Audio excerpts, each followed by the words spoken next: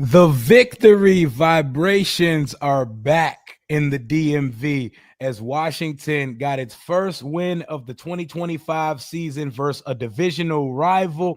We're all smiles on the Monday, like Jaden when he's cheesing, getting chased down or allegedly chased down by guys like Brian Burns. Victory Monday, baby. The first of many in 2025. Let's get to it.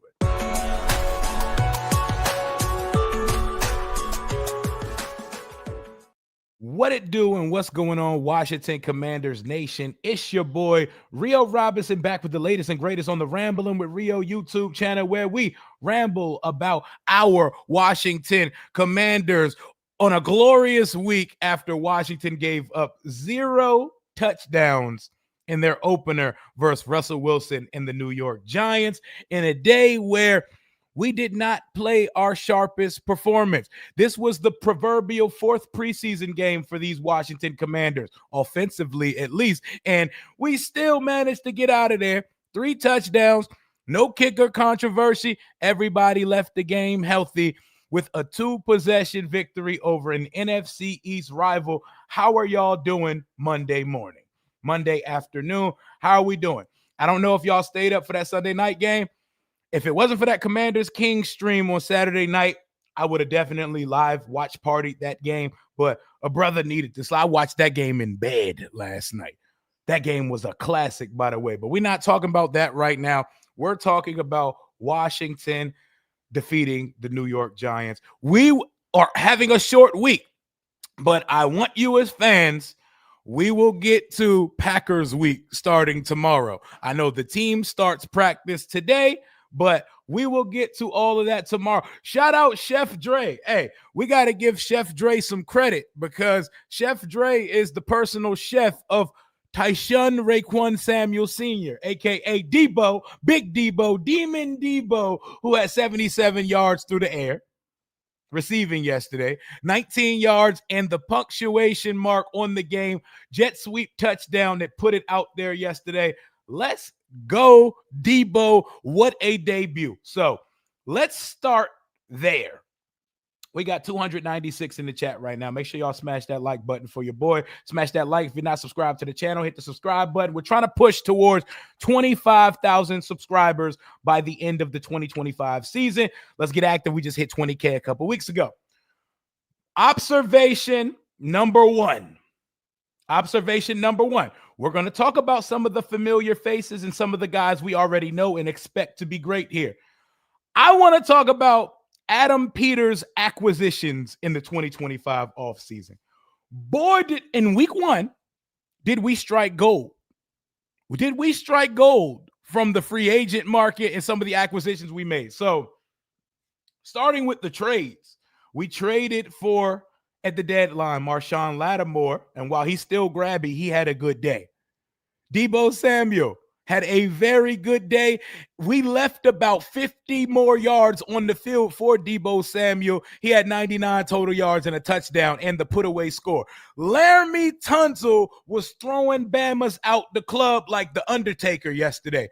Did you see Laramie Tunsil scooting his big ass down there on that Debo Samuel touchdown?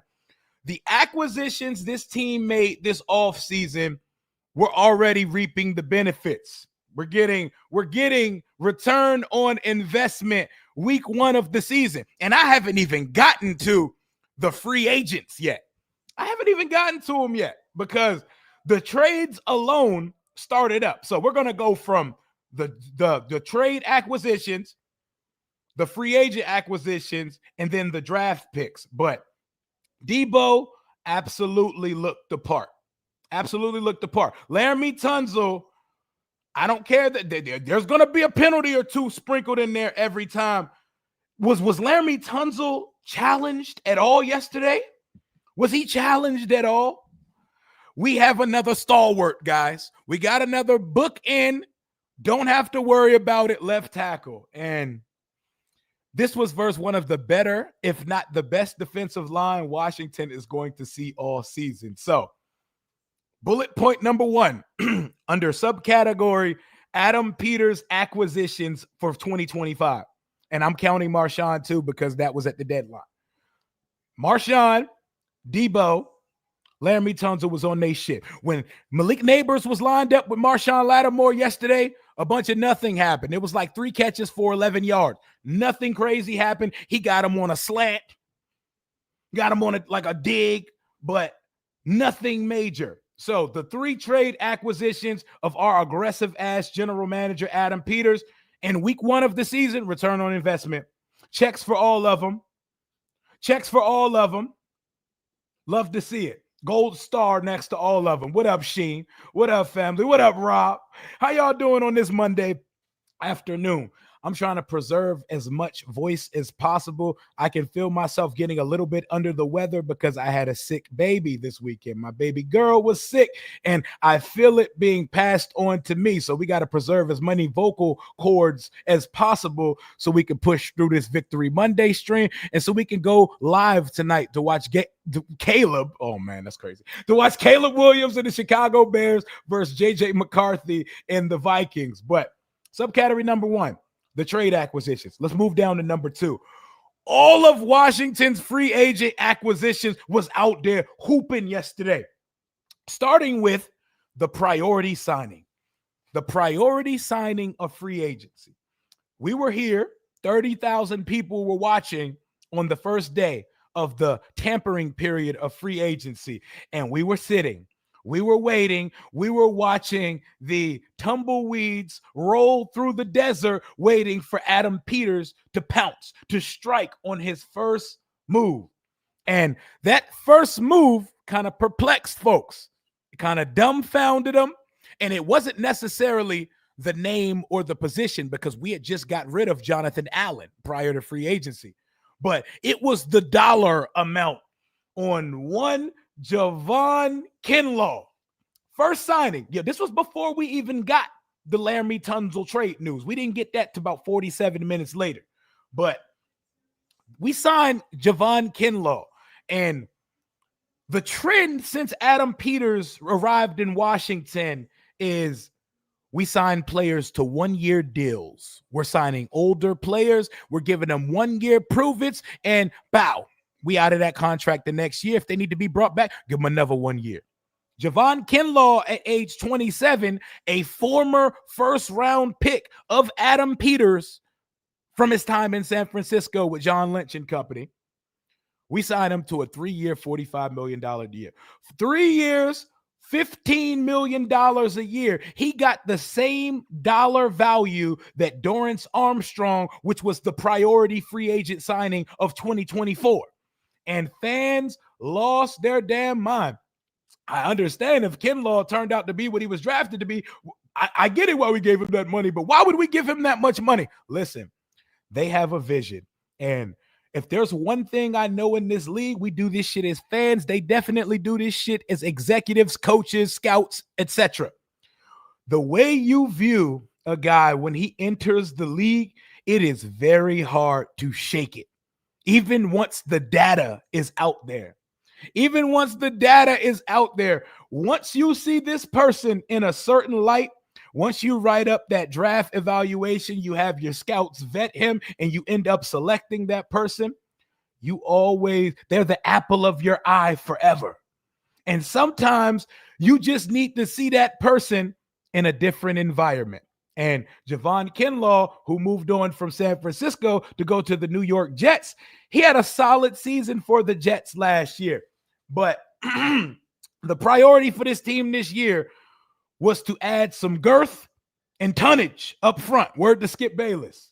And add a hammer, because we're not trying to get ran on by everybody. And yes, I know Tyrone Tracy is solid, but we're playing much better running backs this year. These next 3 weeks, we're going to get a much bigger test of the run defense. But boy, was Javon Kinlaw kicking ass versus the Giants yesterday.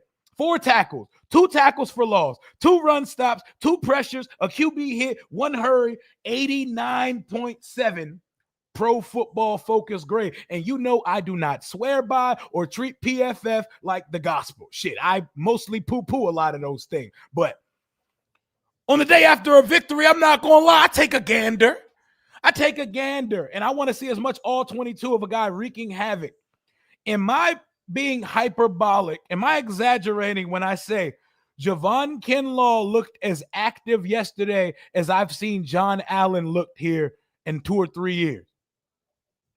Javon Kinlaw looked like a man-child, a bully, and he looks every bit like the guy San Francisco drafted him to be. Because remember, he was drafted to be an edge rusher in this league. He was drafted to be an edge rusher in this league. And so he has the movement, he has the versatility, and he has the prowess to get after a quarterback.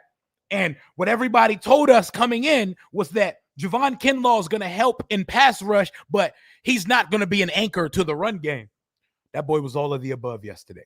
He was all of the above. He set the tone, and boy, what a dynamic duo, Kinlaw and Payne. The Kinlaw and Payne law firm is open on Sundays because Javon Kinlaw in a potential quasi-contract year situation got Daron Payne moving different. Got Daron Payne out there moving different, but we're going to get to Payne in a second. We're talking about new free agent acquisitions. Brian Patton, I appreciate you, my guy, for the $4.99 super chat donation. AP's offseason looks like some of our fan base, not I, need to let AP cook because clearly he knows what he's doing. In AP, we trust. That is my GOAT. Let the guy cook it up. Cruising, man. Respect to the Giants fans that still pop out, show their faces, and take their L on the chin like a man. I respect that. The game was one-sided. Washington played with our food. It could have been a lot worse, but there were moments of that game where y'all's D-line started to assert their dominance up front. They had moments of it, but Washington, the quarterback, the play calls, the penalties, the discipline, we let y'all off the hook a little bit. We're going to see y'all again a couple months from now. But respect to my guy, Cruising, man. Cruising is consistent in the chat. We respect that. C. Rob for President TV. Is it me or was Reeves knocking? Yo, I say it all the time, bro. Jeremy Reeves got to be the most grateful and gracious NFL player in the league. He treats opponents and teammates like those sleepless nights of wondering if he's going to get on a roster again. He plays with reckless abandon. He comes downhill 100 miles per hour on some Tasmanian devil shit, and he's trying to CTE folks every time he comes down the line. And not even his teammates are safe when he's coming downhill. Jeremy Reeves boomed one, forced a fumble. We weren't able to recover. No. They called it incomplete because, we never get the benefit of the doubt from referees. But I'm not here to complain about zebras on a Monday afternoon. We're currently talking about Adam Peters acquisitions in 2025. We went through the three main trade targets, Lattimore, Debo, and Tunzel. We just hit on the first of heroes of free agent acquisitions, Javon Kinlaw. Talk to me about Will Harris, the safety. Number 3, a guy who myself and others said, why is he wearing a single digit on this defense this year? Will Harris is an enforcer. Will Harris is an absolute enforcer. He comes downhill and he forces turnovers. We didn't actually recover the fumble, but on that play where Russell thought he was back down memory lane and he was trying to get his groove back and rushing for a touchdown on the goal line, Will Harris came downhill. That one play where Jordan McGee and Will Harris shut down when they were on goal to go from the one. Will Harris looks like an all-around safety. And we were wondering because Jeremy Chin, a good part of last year, was the best player on the field on that defense. So we were wondering how comfortable we were going to be letting them go. Is we technically forced 3 turnovers. We just ain't forced them. We just, one was considered an incomplete. Quan Martin blew the roof that don't exist at Northwest off the stage. They blew the roof at RFK 2.0 off before it even got constructed when Russell decided to throw up a YOLO ball because his former teammate Bobby Wagner was staring down his neck, and they gonna call that nonsense roughing the passer on Bobby Wagner. As undisciplined as we were at times tomorrow, that was not a play I would call undisciplined. Will Harris can cover. He can hit. He comes downhill. He looks like the complete safety that while he played well last year, we did not think Jeremy Chin was a complete safety. It was very one-sided. The nigga gave up like 20 touchdowns last year. Pardon my French. But man. Will Harris, Hooper, Javon Kinlaw, Hooper. You know who else went crazy yesterday? You know who else played a really good game? Someone that a lot of fans kind of scoffed at out there as well. Dietrich Wise, edge rusher, number 91. I don't think we should be throwing around 91 to players, considering Ryan Kerrigan is the all-time sack leader, but we got some more jersey numbers to retire before we get to it. But man, Dietrich Wise looks good. We brought him in to seal and create an edge. Hold down the edge, squeeze the gap, and not let runs push outside of him. He's a prop. First of all, that's a big edge rusher, bro. He almost got a D-tackle body. Dietrich Wise bigger than Johnny Newton post Ozempic. Dietrich Wise a big boy. And we brought him here to stop the run. Dietrich Wise is back there getting pass rush pressure as well. 91 look good. Yo, he's one of the biggest defensive ends I've ever seen. Big protein, man. We got 770 people in the chat on a Monday afternoon. It is Victory Monday. After I finish up here, I'll be popping on the Reedy and Z podcast to holler at my guys on another Victory Monday. And we will also be going live later to watch Caleb Williams versus JJ McCarthy on Monday Night Football. We're talking about we're talking about all the winners and losers from the game, but we're starting with Adam Peters acquisitions. So the trade targets, the free agent acquisitions. Hey, I want to stop for a second and give some credit where it's due. We all owe an apology. We all owe an apology to one Christopher Moore, 32-year-old receiver. He wears the number 19 jersey for this football team. Chris Moore had the illest catch of the entire game. It was the illest play of the entire game. You saw peak superpowers from 5 on that play, where he scrambled out of the pocket, rolling to the right as casual. That boy was gallivanting.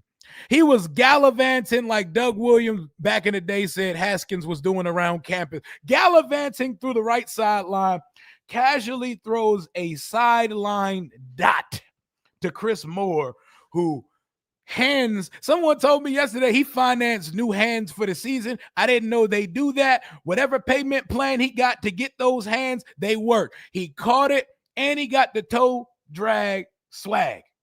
Toe drag swag. Chris Moore, shout out to you. He made one catch yesterday. It was the longest catch of the day, and he ended up being our second leading receiver because after Debo 7 for 77, Chris Moore is the next name on the list. And part of the reason of that is because Jaden left Terry stranded on a 70-yard potential bomb. I'm not going to say touchdown because Terry always gets caught. But Chris Moore, shout out to you. Chris Moore, shout out to you. I love it, man. I love it. I love it. I love it. I love it. I love it. But I'm very excited about what I've seen from a lot of these new players, man. I'm very excited from what I see. And let's start on the defensive side of the ball. Defense was they was in their bag yesterday. Daron Payne, ladies and gentlemen. Daron Payne gets the game ball from the defensive side of things yesterday. I ain't seen Daron Payne look that motivated since contract year.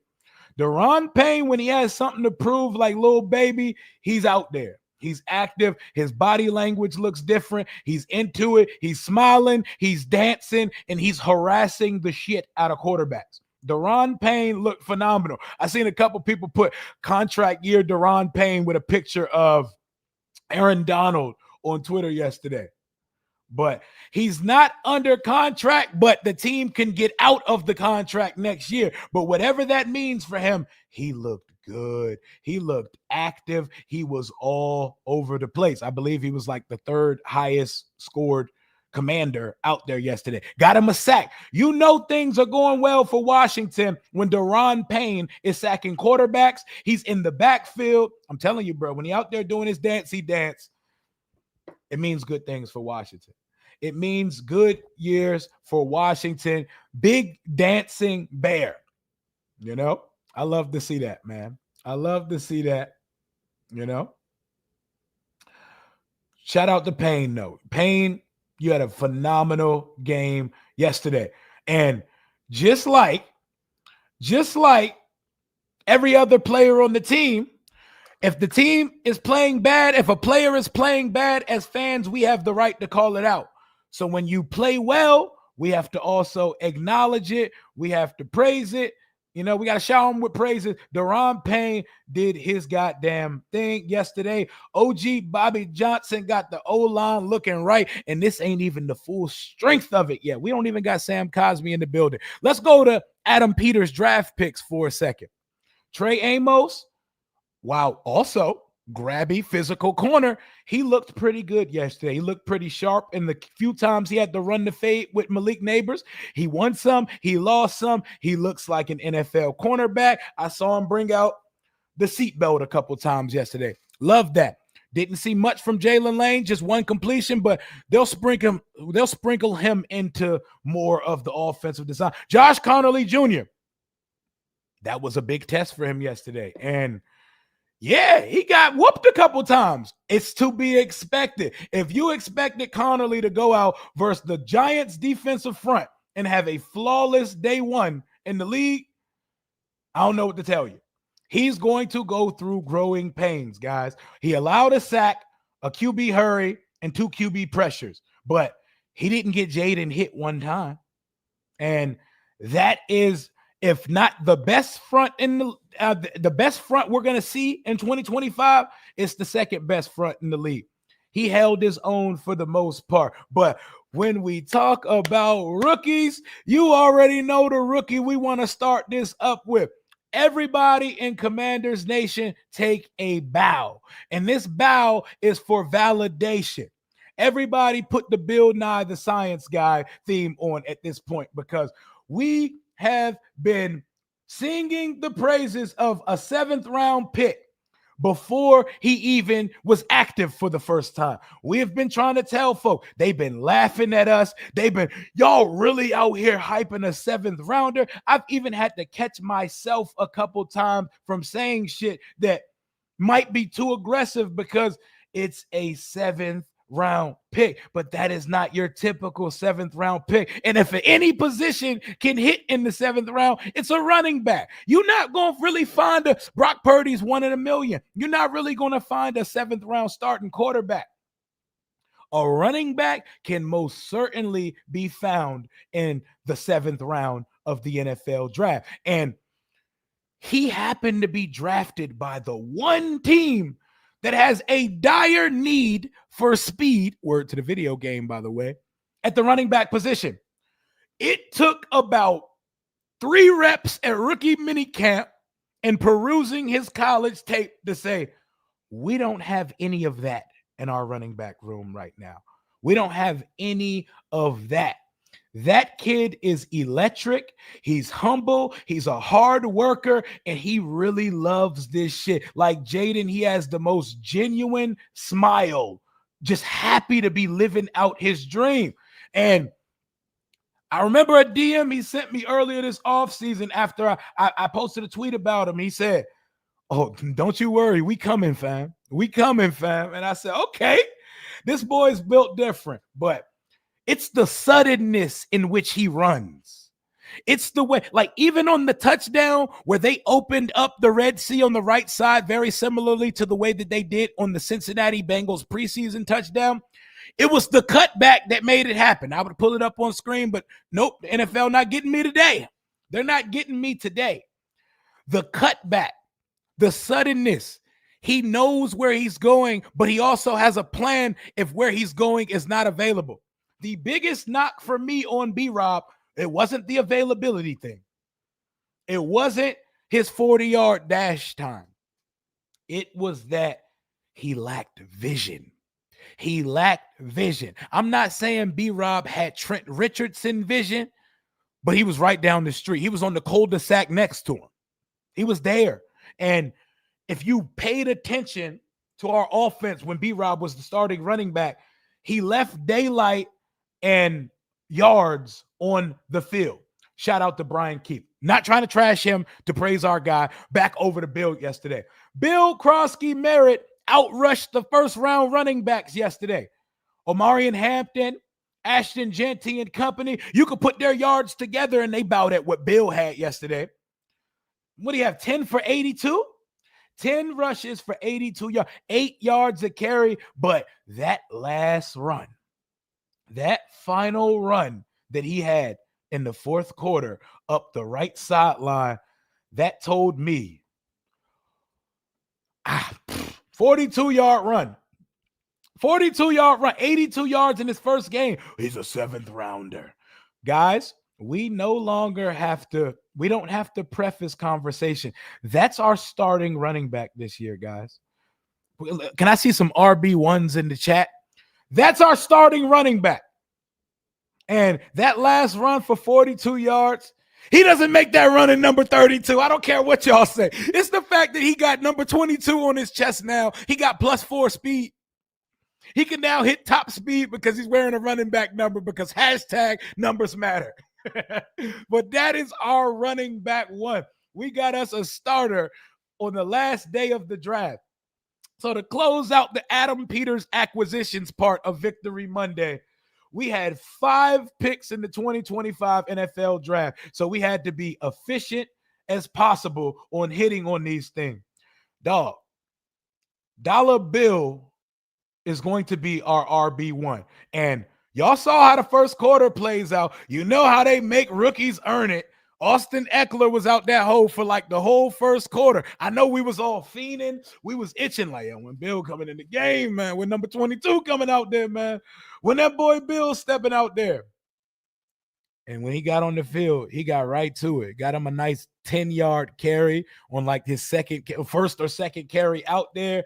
And we never looked back after that. And then we started playing the balance game. And we haven't even opened up the Bill catching passes part yet, too. And he had a chance, too, but Jaden was under pressure and threw a screen high to him. But, yeah, the Bill being inactive things, that was a joke. Y'all go ahead and pour one out for those. And I think it was John Keim that started that bullshit narrative. But we don't have to worry. Oh, Tell the Truth Monday has started. Say less. Say no more. Say no more. We're there. Tell the Truth Monday has started. Let's see what our head coach and fearless leader, Dan Quinn, is talking about. Let me pull that up. Tell the Truth Mondays, ladies and gentlemen.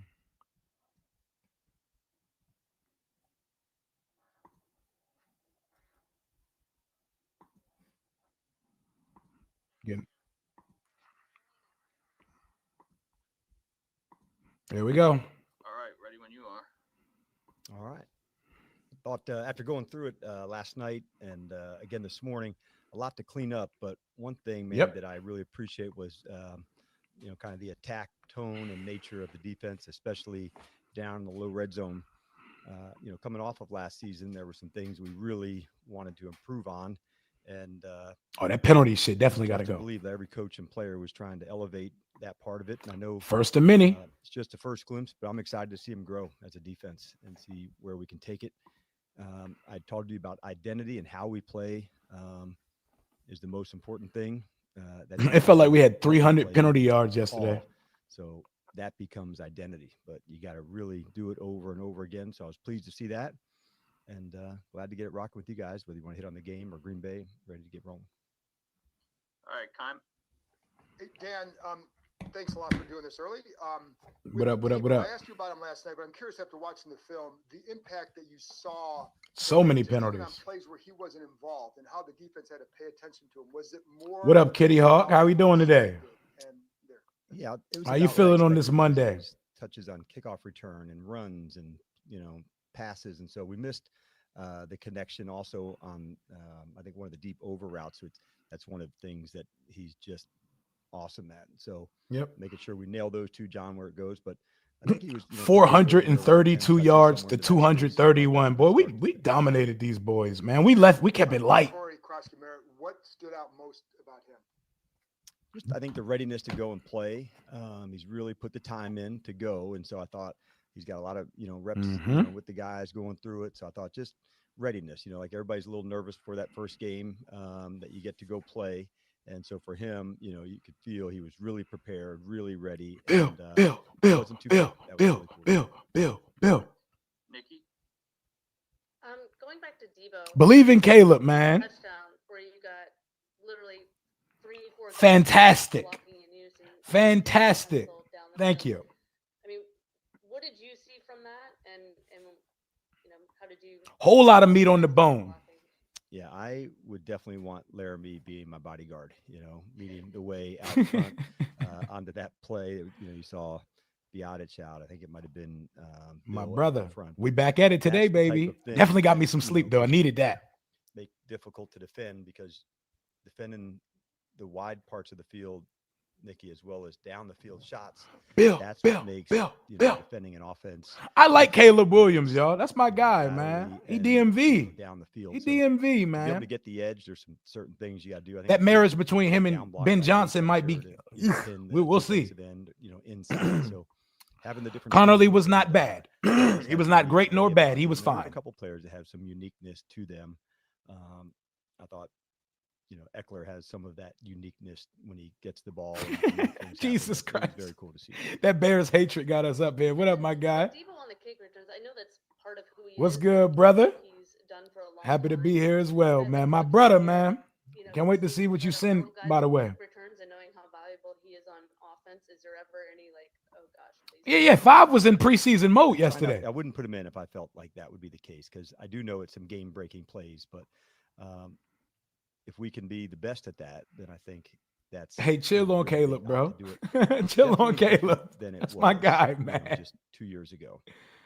Bill was top 4 with only 10 carries. Way, I think, with the kick. Eckler needs a guard. Yo, Eckler ran over like 5 dudes. I do feel like he's on that first down. Can be a game breaker at it. Hold up, there's a stat yesterday that I want to get to because that shit was dominant.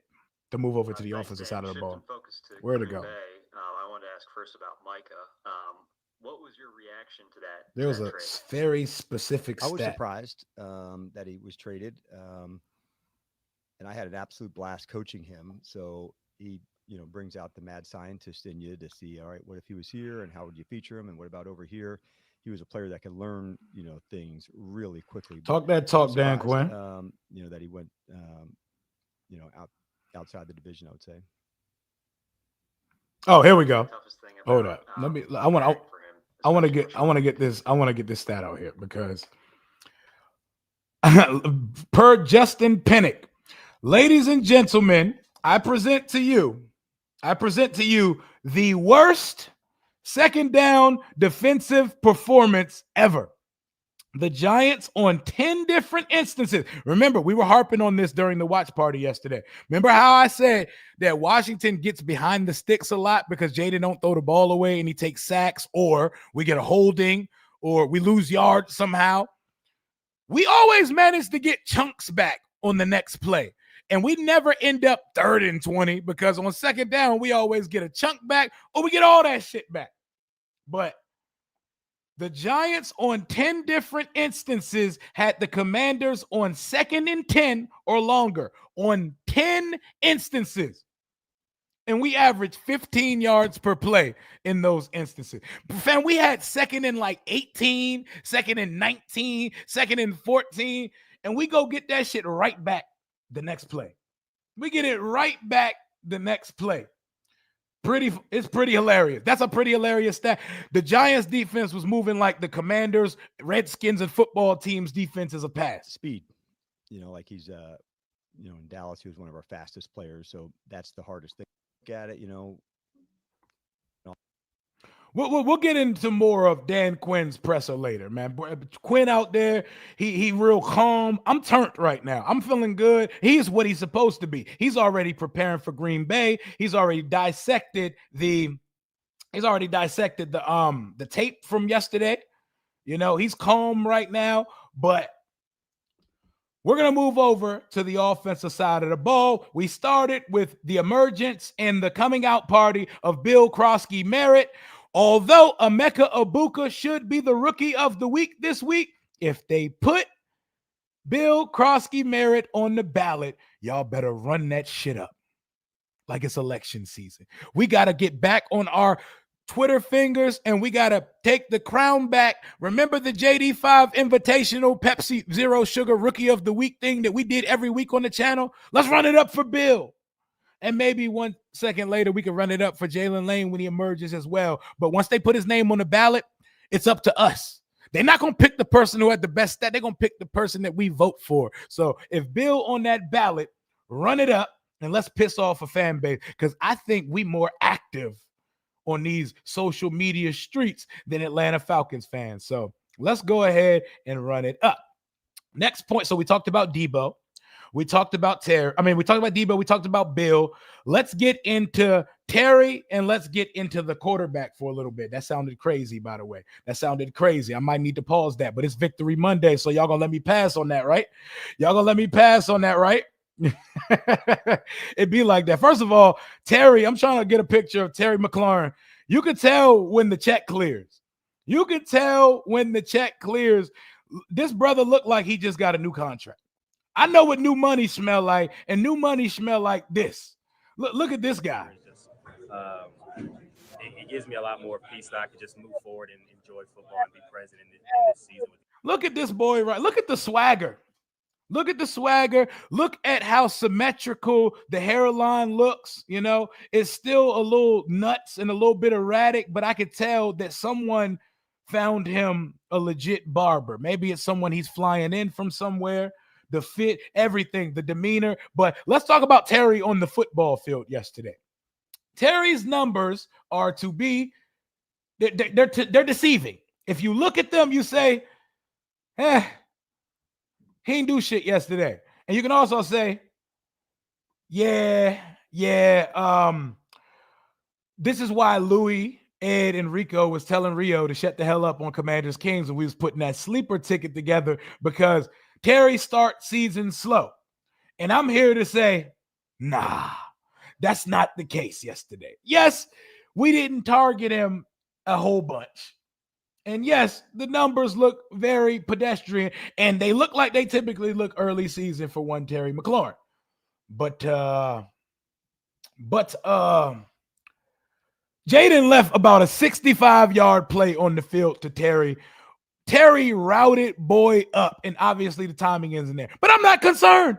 I'm not concerned at all. I will still gladly throw Terry on my sleeper ticket when we make picks for Thursday night's game on Commanders Kings Live on Wednesday. But speaking of sleeper, now feels like the perfect time to hear a word from our sponsor. Shout out to the best fantasy app in the world. The NFL season is here, which means you have a chance to win 1,000 times your cash on daily fantasy. Football has never been more exciting than it is with players like Jaden Daniels, Patrick Mahomes, Lamar Jackson, and Jamar Chase. Pick on stats for these stars like touchdowns, passing yards, receiving yards, fantasy points, and more. We're up to a 1,000 times payout on Sleeper. Get your picks right and you could win big using promo code RIO91. That was promo code RIO91, and you'll get up to a $100 match bonus on your first deposit. Terms and conditions. Sleeper is the #1 fantasy sports app. It pays to know sports. Pick more or less on top players. Your first pick is on us, so start winning now. Play in Texas, Georgia, Minnesota, and 27 more states. Pick anytime across all sports, pregame or live. Over 10 million players are already on Sleeper. Make your picks count. Score up to 1,000 times your cash. Join today. Get up to $100 credit using code RIO91. Call your shot on Sleeper. Download now. RIO91 on Sleeper, but we got breaking news on your head tops. Per Adam Schefter, Kendrick Bourne will be returning to his rightful home, to the San Francisco 49ers on a 1-year deal. So the Bourne ultimatum has been resolved. He's headed back to the Bay, and honestly, I think we're fine. 1-year deal with a max value of 5. So He's on commission-based pay. He's on performance-based pay. And I know what Adam Peters probably offered him. Adam Peters definitely just put out Adam Peters definitely put out a what was the word? A minimum wage. He put the league minimum wage on Kendrick Bourne and said, "You trying to join Death Row or not? Because we're not here to pay anybody anything right now. But if you want to be a part of the club, join up." But hey, Chris Moore's hands work. We ain't get nothing out of Luke McCaffrey, but I mean, that's to be expected. We got a kick return out. Hey, shout out to Lucas, man. Lucas set up one of our drives from about the 42-yard line. Shout out to Luke McCaffrey. I'm not even trying to be facetious. I'm not trying to be an asshole real quick. When I tell you anything we get from Luke McCaffrey, I will take it because my expectations are below the floor for him. A kick return from Luke, that's contribution. That's contribution. We at least said his name more times than we said Jerzon, Johnny Newton's, or Ben Simmons, but I'm not here to kick anybody's back end because it's Victory Monday. But let's get back to Adam Schefter breaking the news about Kendrick Bourne. I'm not going to lose any sleep over it. Clearly, we was not offering that boy any money. Terry McLaurin's day yesterday was little. It was very slight, but it changes drastically. It changes drastically. And the way we look at Jaden's day yesterday and the way we look at Terry McLaurin's day yesterday looks completely different if Jaden hits Terry up that left sideline for that beautiful deep ball. You know, every time Terry comes streaking up that left sideline, kind of like he did versus Chicago last year, it's a chance for a big play. But how are we grading the quarterback's performance yesterday? You know, because we still do got to do that. We still got to grade Jaden Daniels on his performance yesterday. I'm going to give Jaden a B minus, C plus. A B minus and the C plus is the same thing. You know, it just depends on the person telling you what the grade was, but it's the same grade. It's the exact same grade. How are y'all rating one Jaden Daniels week 1 performance versus the Giants? We're talking 19 for 30, 232 yards. I will tell you this. My quarterback on a day where his fastball isn't hitting the same is still better than your quarterback. My quarterback on an off performance left 14 to 17 points on the board and still played better than most of your quarterbacks. Give me a B minus because that's the MVP of the league we're talking about right here. Joe Burrow threw for 115 yards yesterday. Hurts threw for 150. Dak threw for 188. It wasn't necessarily his fault, but I've seen a lot of bad quarterback. I've seen a lot of not great quarterback play in week 1. And even with some overthrows, he still looked good. He still looked good. He still looked very much in command of the offense. He's getting guys in the right places. He's identifying what's happening with the defense. He's checking in and out of plays. And what he does with his legs cannot ever be underestimated. Jaden has a superpower. He's wheels. He's wheels, like Jalen calls them, Brady on a jetpack. The jetpack gets us out of a lot of situations. On a day where he's not necessarily the sharpest with his right arm, his legs gave him 70 yards. He's picking up first down. Every time we get in the third down situation, just give him the option to pass or run, and we're going to convert every time. You know? I'm cool with it. We're good. We are good to go. We are not worried about the offense. We are not worried about Jaden Daniels. And I love a world where we're scoffing and turning up our nose to 15-point victories. We won by 2 possessions yesterday. I heard him say F it, and I heard him say, man, run the ball. No, he was saying pass the ball, and we ran the ball on that play. You know? Jaden Daniels is going to be fine. Everything can't be an A-plus performance. But I think ultimately, because the main thing I saw in the chat yesterday was, Rio, we're not going for as much fourth downs as before. I think yesterday that was the case because of necessity. The Giants stink, y'all. The Giants stink. The Giants are ass, and we didn't need to. What do we need to go for 4th and 2 at the 48 for when we could just punt it to Russell and he's going to get a ball right back to us? He's going to give it right back to us in 3 to 5 plays. Just punt it. Just punt it. I think we just wanted to get out of there with the Dubsky, a 2-possession Dubsky. Remember, we spent all week with people saying, Rio, don't overlook the opponent. It's not going to be a blowout, and I don't really consider that a blowout, but 21-6 in which your opponent did not score a touchdown in week 1 for the 3rd straight season. The Giants haven't scored in week 1 in 3 years. Dayball got to be on some type of hot seat this year. Dayball got to be on some type of hot seat this year. You know? But crazy, man.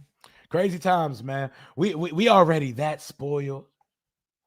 We already I know we ain't bringing the real playbook out to Thursday. We got one out of the way. Yo, Bad Dog and Kyle Pizzle and them was crashing the hell out yesterday. That shit was hilarious. If y'all want to see some of Kyle Pizzle's rant, y'all let me know. I'll pull that shit up on screen right now, and we can laugh about it. Bro. But JD5, B- for me. And that's all that it needed to do. Even on a day where he's throwing shit to the heavens. He's out that joint throwing shit to the pearly gates on a couple to Debo, a couple behind Ertz. Ertz dropped one. We sailed one to Terry just like we did week 1 versus the Bucks last year. And then guess what?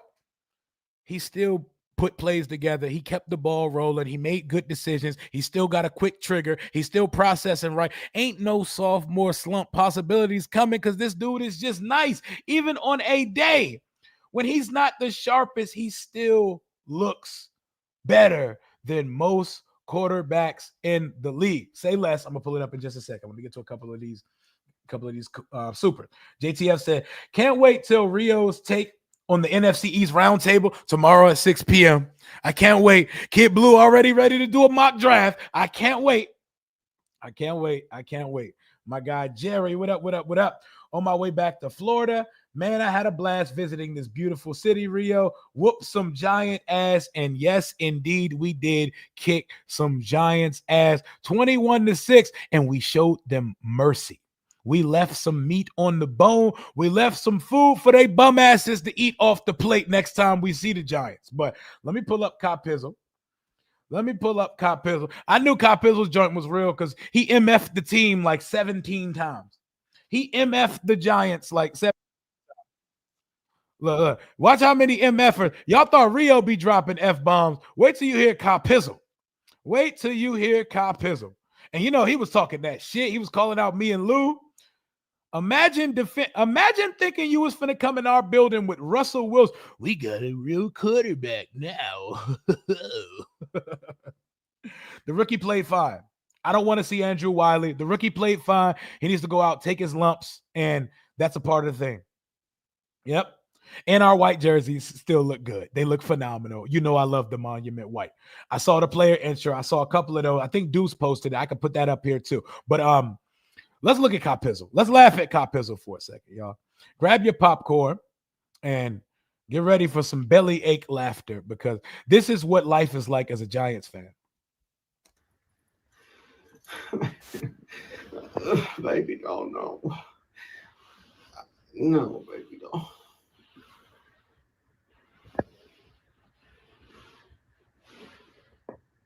Yeah, Justin Pugh was wilding. That was the fan in him. I mean, he made $50 million in his career, most of that to the Giants. So I feel him for taking up for him. I can't even have little baby doll in here blowing the whistle because I can't have her hear the things that I'm about to fucking say. God!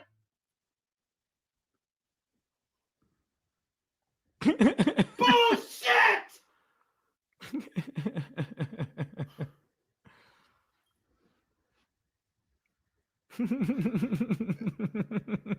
Baby doll?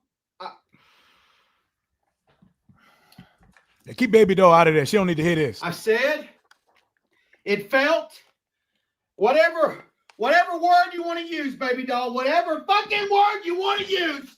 Golly! It felt different. Everything was all, it's going to be different. Hey, he pulled it's gonna out. be different. He It's said, the same "Golly." old shit. When they pull, when white folks pull out "golly," they mean that shit. I'm not even overreacting. I'm not, because I've watched that same damn shit for over a damn decade.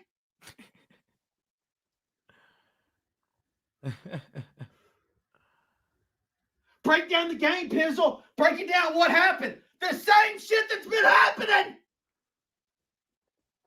My worst nightmare happened today, baby doll. My worst fucking nightmare. My worst nightmare. I watched the Giants offense once again shit the bed where the offensive line can't do shit. Of course, Andrew Thomas is hurt. How the fuck are you hurt week 1? But he's hurt. He's not even out there. You blaming Andrew Thomas. He ain't even play. Quarterback can't do anything. Running for his life. We can't move the chains. Can't run the ball. Oh, wait. Look. Look at Indianapolis. Did you see what happened in Indy? Yeah. Daniel Jones kicked the fucking Dolphins' ass. Put up over 30. Let me give you like a little piece of that Bad Dog joint too, man. Cause this shit is funny, bro. This shit is funny, bro. Bad Dog is sick. Bad Dog is that guy. He's fed What up. if you can create your own website Shut up. by saying, Shut up.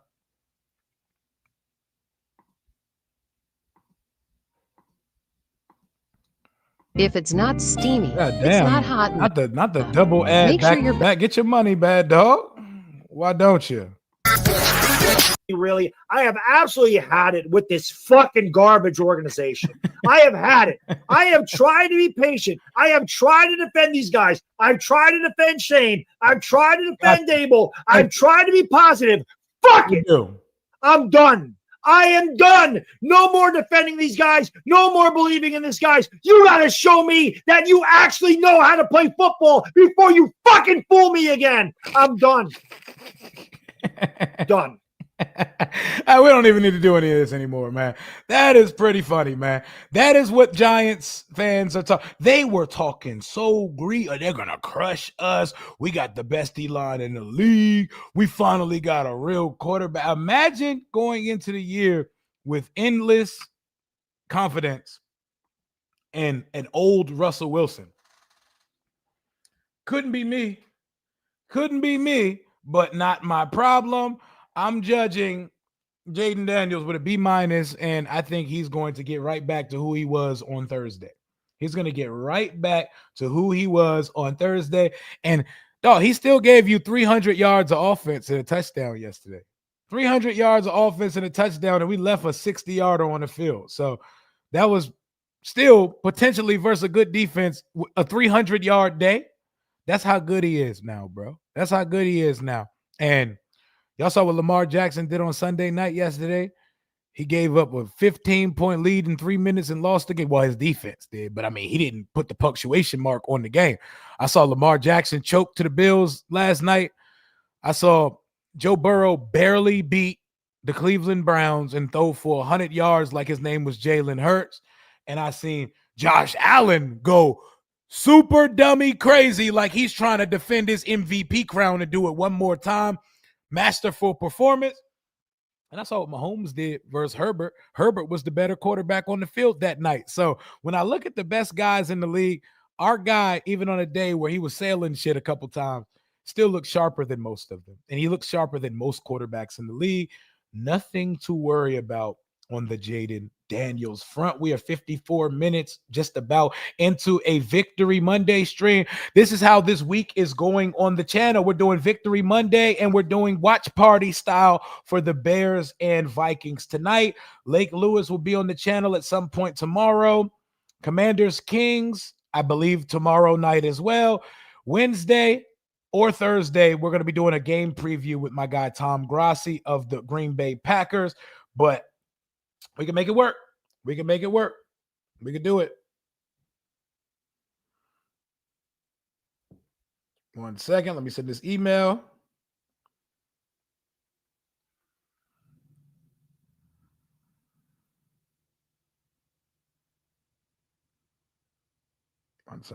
One second. I'm excited, man. We don't really got to. We're going to talk about the Packers game. What we're not here to do today is jump the gun, because in the NFL, we've been through some rough times here being a fan of this Washington team over the last 25 years. What we're not going to do is not celebrate our victories. And I believe in celebrating all victories in life, even the small victories in life, especially the football victories in life. So we're sitting here on a Monday afternoon. It's just before 1 p.m. Eastern Standard Time. We got over 900 in the building. The vibes are immaculate. Imagine your team not starting the season 1-0. New York Giants fan, just imagine for a second building up all this hype and anticipation. We got Javon Holland. We drafted Abdul Carter, year 2 neighbors, and he got a quarterback now. The best white running back ever, Cam Scatterbo. Brian Daboll finally got a quarterback room worthy of this fan base. And y'all go out and score 0 touchdowns in your first game of the season for the 3rd year in a row. You drafted a quarterback in the first round. He is the only thing that could bring excitement to this season. Sure, Abdul Carter will sack a quarterback or two, but the only thing y'all have to watch for in 2025 is if Jackson Dart is actually a thing. And does he have something to build upon, or do y'all need to double dip and draft a quarterback again in 2026? That is your only relevant points to the season. By the time that we get to Hard Knocks in the month of December, with the NFC East being front and center, y'all are not main characters. Y'all are not main characters on Hard Knocks. The only thing that can get y'all some substantial TV time when the show comes out is if Jackson Dart is putting belt to ass and it's fun and it's swaggy and is making y'all an interesting talking point, because y'all got maximum 5 wins on that schedule.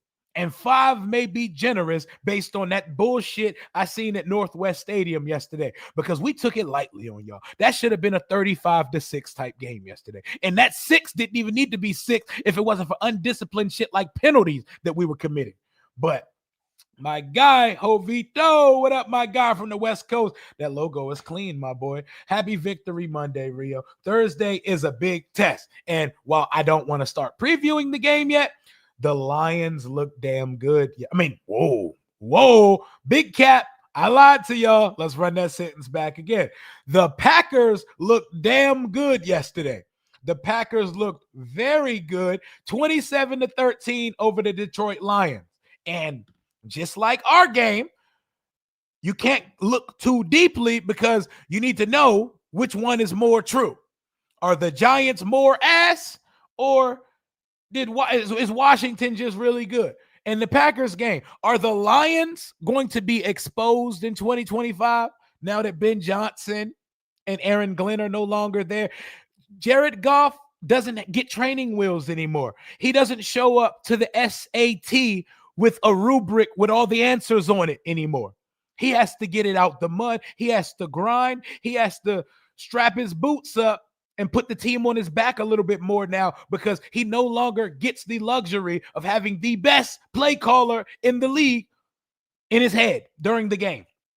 You don't got that no more. You still got the talent around you. You still got a top 3 offensive line. You still got a top 3 backfield. You still got a really good wide receiver group, and y'all added another one because Isaac Tesla made the most skilled Caucasian receiver play I've ever seen in my life. Like, it's up there with the Danny Amendola Super Bowl catch. That shit was clean. That was the Odell catch in 2025. Still got a good tight end. Still got a good defense. But losing Glenn and Johnson is going to be something that we're going to have to see. But the Packers did their thing yesterday. It did not require too much from Jordan Love, because he only needed 188 passing yards, 2 touchdowns, no picks. Josh Jacobs, something slight, 66 yards and a tutty. But their defense got after it. Their defense is what got after it yesterday. Edrin Cooper was hooping. Micah Parsons was stalking his prey the entire game. They were getting after it, man. Parsons already got his first sack. Rashawn Gary had like 2 sacks yesterday, and we're going to be facing another front. But we don't have to do all that yet. We're going to talk about we're going to start Packers coverage on the second half of me and Lake's live stream tomorrow. We don't got to go there yet. We get to celebrate our Victory Monday, and we get to just talk about how we're feeling coming out of that one, because in this league, week 1 is weird. Week 1 is weird, and we saw a lot of weird football being played. I watched rinsed Aaron Rodgers come out and throw for 4 touchdowns and put up 30-something points yesterday. I watched Daniel Jones put absolute belt to Tua in the Dolphins' ass yesterday. It gets weird, man. It's get weird. See, the thing is, Dime Analysis, I'm not afraid of anybody. Yes, I know we got to put our big boy pants on going up to Lambeau on Thursday. That's the mecca of the league. That is one of the best home field advantages of the league, you know? But we can run the fade with the Packers. There's not a team on the schedule we can't run the fade with. Not a single one. Not a single team on the schedule that I'm afraid of, but we are going to find out some more about the defense on Thursday, because we're playing a much better offense with a much more legit quarterback, and we got Micah Parsons and company on the defensive side of the ball. But we move past it, and just get down to business and what we need to do to get this win on Thursday. That's cool. I'm glad you feel that way. I don't. I'm going to start coverage on the Green Bay Packers game tomorrow, because today is Victory Monday. The team is starting preparation today. I am not. We will get into the Packers preparation starting tomorrow on the channel. Today is Victory Monday, baby. Today is Victory Monday, 1,000%. Don't tell that to my guys over on Woodward Sports, though, because remember when I was on their show and they said, I think Jaden's like golf with wheels. Like fast Jared Goff. And I sat there for a second and then I snickered, because that's crazy, We here, man. Your boy's a Packers fan. Oh, it's going to be turned on Thursday. But we're going to get to that. We're going to get to the Packers game, man. It's Victory Monday. It's Victory Monday, baby. It's Victory Monday. I know you're ready, though. I'm ready already, too. What y'all think we giving them burgundy? Because we're wearing burgundy jerseys Thursday. Are we burgundy? I think we only pull out burgundy on burgundy once or twice a year. And this is in prime time, so I can see it.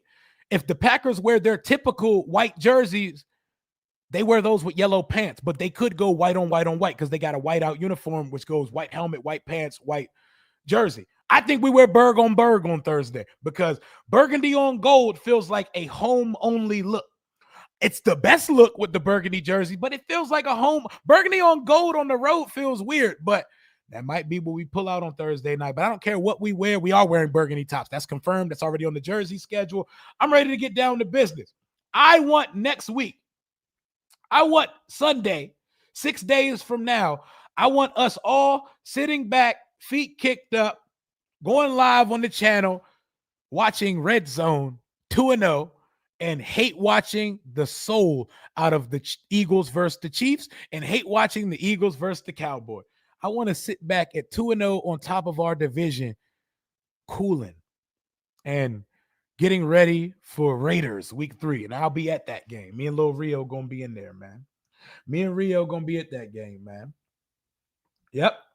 Remember, we just talked about this the other day on Commanders King. 300 total yards a game. So if in a meh performance, Jaden can put up 300 total yards, just wait till he hitting that crosser, that deep over to Debo that he sailed once, and the other time Debo could have caught it. Or the Ertz drop, or the not hitting Terry for the 70-yard bomb.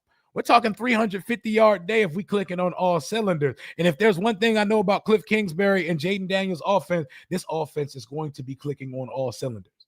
It's going to be. We don't have anything to worry about on the offensive side of the ball, Hey, yo, you're crazy. You're wilding, Caleb.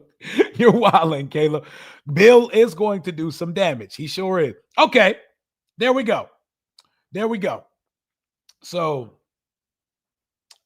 I don't want to get into it yet. No, I don't want to dig deep into the Packers game yet. Let me go. Let me go pull some more things on Twitter. Let me see. My boy Deuce posted the player intros video yesterday from the field. I think that's something that we should look at on the channel. That's something that we should look at right now. And shout out to my boy Deuce. Let me find that right now. Nice video of the player intros from the stadium yesterday. And that spear and that Greco-modern gladiator Commanders theme that we rolling with. They about to rebrand the shit out of it and keep the name. And I'm glad. We're gonna go ahead and mute that Hans Zimmer like score that they got on it, and we just gonna watch it. Let's go. This was the player intro yesterday. Before the players came out, they put the smoke out there and them clean W's coming out of the tunnel. You know, I love Rev. Yes, we thrive in hatred over here. You know I'm here for that. You know I'm here for that. Appreciate you, Will. Appreciate you, Will, for the $1.99 super chat donation. Lock it in with the guy.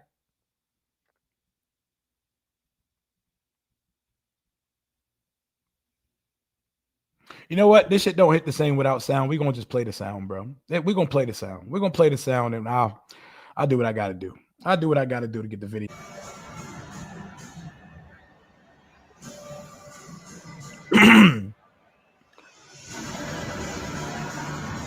Hey, I can tell you what. We had a lot of fans in that joint. Look at the Tunnel Club coming out.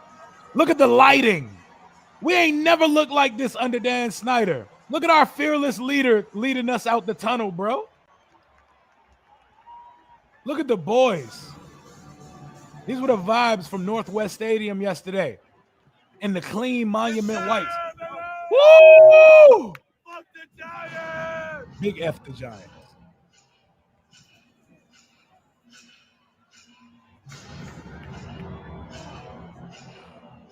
Darius Slayton and Terry lost me the ticket. I was 6 for 8 on both of mine, unfortunately.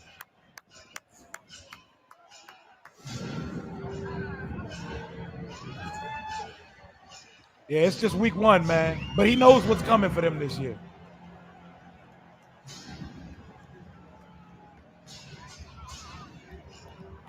Roman Centurion. Gladiator Commanders. This shit goes, bro.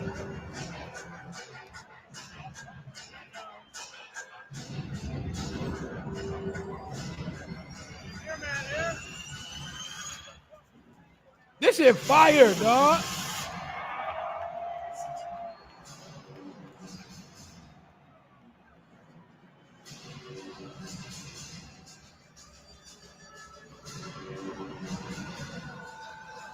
This is fire, dog.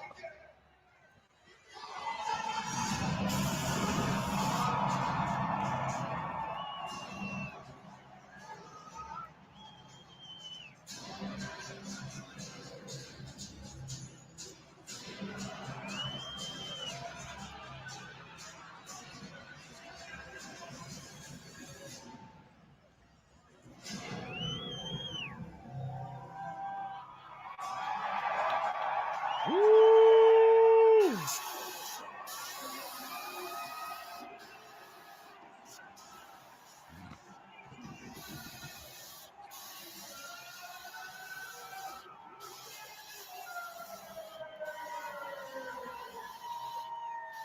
This is fire, man.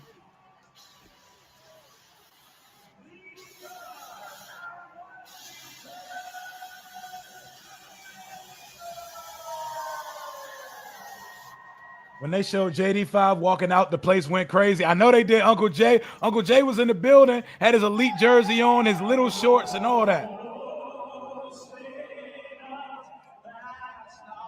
Got a little flyover action. Shout out to Deuce from Red Zone in the Lab for posting this, by the way. This is fire. For the land of the free.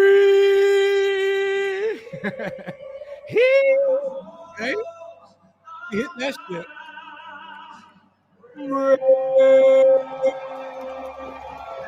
We scored on a Monday afternoon. It's victory Victory Monday. We took care of business on Sunday, and not everybody can relate. And that's not my problem over here, man. We having us a good time on the channel today. Victory Monday. We've been in here for an hour and some change so far. We're talking about Washington's victory over the New York Giants. We're having a good time. They're not having a good time in the Big Apple, and we love that for them. And Washington is at Lambeau Field this Thursday. Thursday night football, very short week, and then we're back. So we're back on the practice field as soon as today. And we're back at home, week 3 of the season versus the Raiders. I'll be attending that game with my son. If you want to attend that game as well, make sure you get your tickets on SeatGeek. I've been looking to find the best deal on Washington Commanders tickets for the 2025 season, which is why I want to give the sponsor of today's video, SeatGeek, a huge shout out. With over 28 million downloads, SeatGeek is the #1 rated ticketing app. There are more than 70,000 events listed on SeatGeek, including concerts, sporting events, festivals, and more. The NFL is right around the corner, and MLB is in full swing. I love using SeatGeek. Recently used it, lock in my training camp tickets. Most notably, I was at the Grand National Tour with my son, Kendrick Lamar, and SZA at Northwest Stadium. SeatGeek has your back. Each ticket is rated on a scale of 1 through 10, so you know you're getting a good deal. So look for the green dots. Green means good, red means bad. Plus, every ticket is backed by their buyer guarantee. And you know I had to come through for y'all using promo code RIO10 for 10% off your next set of tickets at SeatGeek. That's 10% off any tickets with promo code RIO10. Make sure you click the link in the description to download the app and have the code automatically sent to your account so you can use it later. Thank you, SeatGeek, for sponsoring this video. Rio10 on SeatGeek for 10% off your next tickets to a Commanders game, a concert, any event that they sell tickets for. If you want to go see Dave Chappelle, who's coming back to town 4 days before my birthday in October, get them on SeatGeek. Rio10 is the code. Shout out to everybody who's hit me up and told me they've used the code so far. My guy said throughout the game, they used a medieval on some Game of Thrones type graphic with the iron table with the Washington College. Oh, I like what they're cooking up there. I like what they're cooking up there. That's kind of hard. That's kind of hard, man. I'm with that. But we love our quarterback.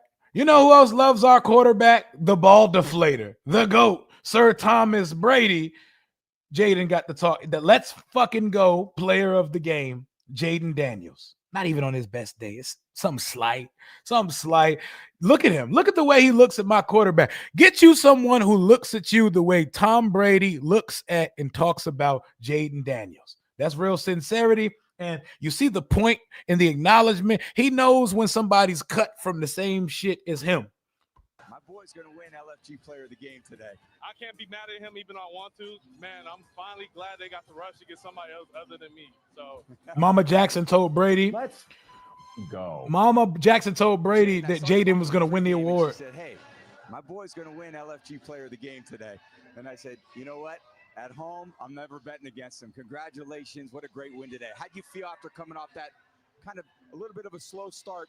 Man, you know how it is. Week 1, we didn't play our best. We played sloppy. You got to get all the week 1 jitters out. But, you know, we executed enough to get a win. Yeah, you sure did. You got some guys that maybe the Commanders fans haven't been as familiar with. Deebo Samuel, you found him. It looked like you got a great connection with him. How'd it feel being out there with him in the huddle today? Man, it felt great. He's just another weapon to our offense. And just get him the ball, handle the ball, get him ball space, and he makes a lot of good things happen. And your rookie running back, kind of the breaking one there in the 4th quarter. Bill, everyone calls him Bill. He looked pretty good out there. You got rid of Robinson. He stepped in, did an incredible job. He did his thing. I'm super happy for him. I can't be mad at him even though I want to in that situation to stay in bounds and burn the clock. But that's things he got to learn. But I'm super happy for how hard he ran. Great cuts, and I'm just super pumped for him. Yeah, it was a great win by you guys. And last question, that defensive line of yours today was awesome. What's it like being on that sideline, watching those guys pressure Russ like they did all day long? Man, I'm finally glad they got the rush to get somebody else other than me. So, super happy. I think Dart is in by October. I got Dart coming in by October. Yeah, great job, Yep. Jaden. No accountability. Man, hopefully we see you back here next time we got you. Oh, like shit. Oh, Brady don't play. Every game that Brady I a sniper. I award the LFG Brady player of will the be game going to that smack and one shit. player That's who why. makes me That's another say, reason why Giselle not in the picture no more. Go. Brady be out here getting active. He be getting active. But I seen somebody in the chat just now say that I look like Major Tutty, which made me think for a second. Major Tutty had that shit on yesterday. Hey, I don't know who. First of all, you know it immediately when you meet I've met Major Tutty like 6 times in full costume.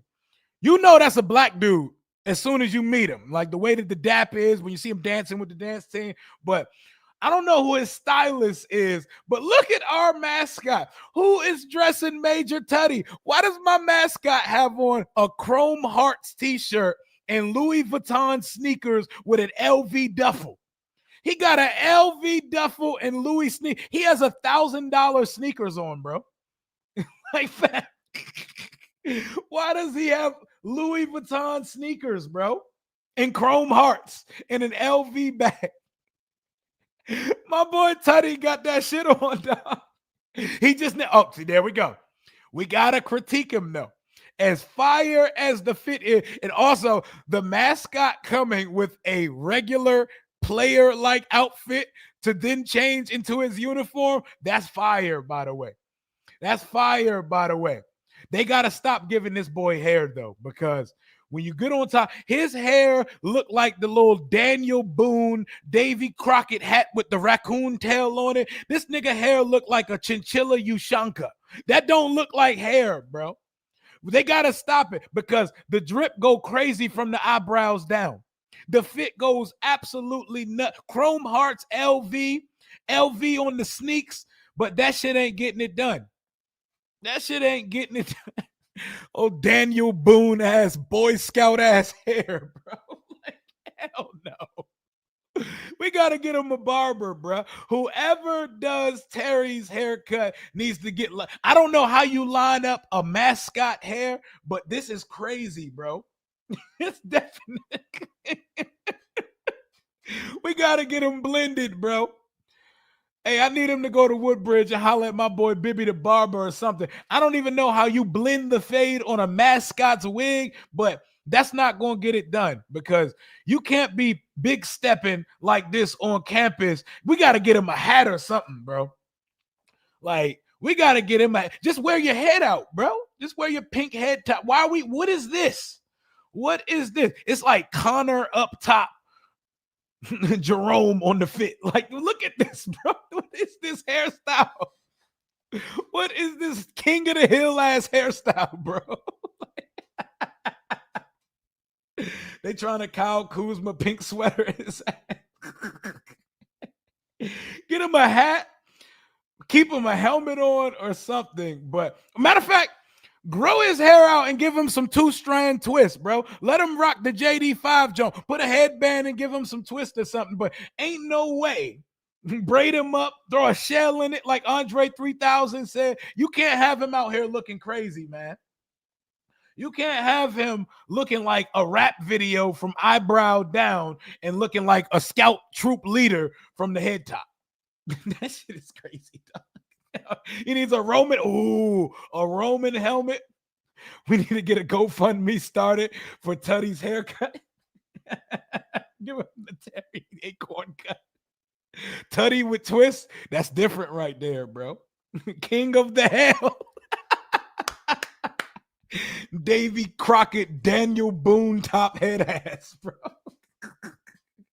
The drip is crazy, man. Tutty has the drip, but Scary Terry and Tutty have the same barber. Why does a pig need hair? Why does the hog need hair? Someone explain to me how in the pre-production, like, ooh, we're going to put him Chrome Hearts. We're going to get him them $1,000 LV shoes and have him come out with an LV duffel, but give him Nick Allegretti's cut. Like, that didn't add up. That did not add up at all, man.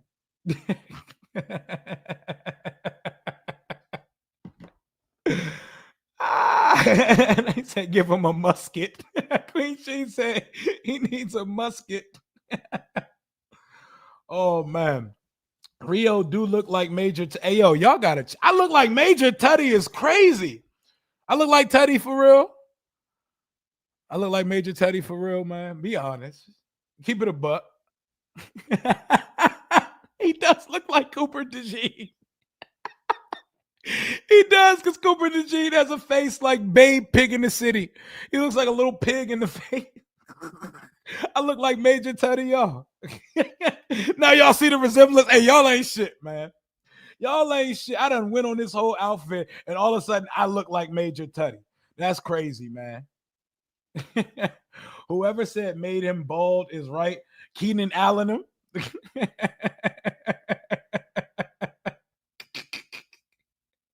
The chat going crazy. Rio is Timu.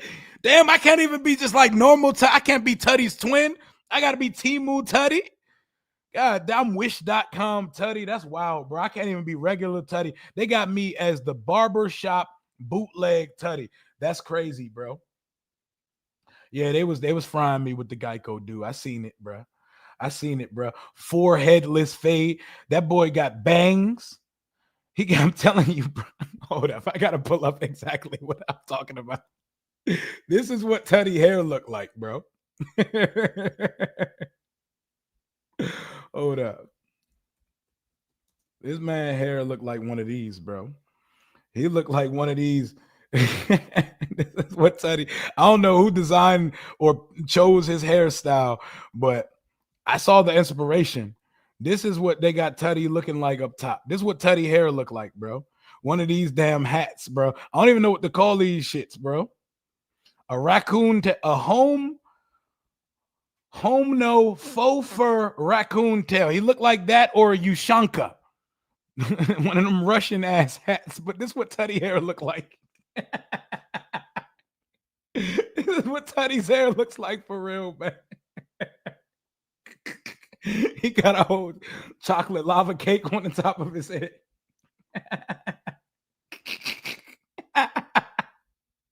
Shout out to Major Tutty, though, man. Major Tutty has grown so much on me. I think it's actually meeting Major Tutty a few times. It was like, Major Tutty just like me for real. And according to the chat, Major Tutty looks like me for real. But we here. It shits and giggles and good vibrations on a Monday afternoon. See, Giants content creators, they don't get to get on their channel and make fun of and talk about their mascot's outfit today. It's all doom, despair, melancholy. They got to start looking at college quarterback rankings and college cut-ups, and it's September 8th. Pretty crazy, man. Damn, now I just said the date out loud. This was when I was married. This was my wedding anniversary. You know, pour one out for that shit. Pour one out for that shit. Shout out to my ex, wherever she is, you know. Shout out to the next. Probably will never be one, though. I posted Major Roof. Hey, LJ, do I look like Major Tutty? Because I was just told I look like Major Tutty by multiple people in the chat, and I don't think that's a compliment. So in between the Geico commercial dude, the dude from Ballers that was Denzel's son's friend, and Major Tutty, like, I'm about to hit the gym hard as shit after I finish this stream and after I go on Reedy and Z at 2 p.m. because y'all got me. I want better comps for myself. God damn, bro. I want better comps for myself, bro. I ain't hit the gym to get a Timu Tutty comp, man. Yeah, my fade better. Hairline's starting to regress, but the fade better. He said Brian Mitchell in the face.